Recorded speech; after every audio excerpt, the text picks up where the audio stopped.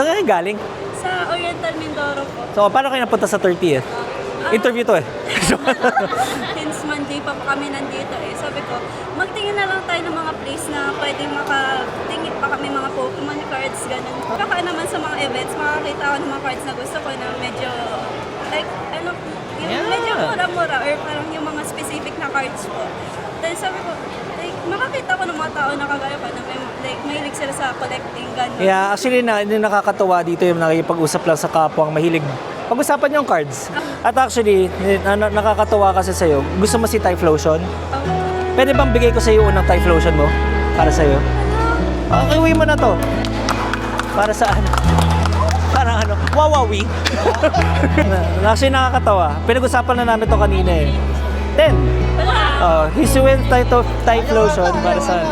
Para saan? Mas gusto ko ibigay yung card sa isang taong mas magkahalaga doon sa card. Kasi si Typhlosion, cute naman siya. Sabay in-under na yun. Pero masaya ako pag gusto mo siya. Thank you din.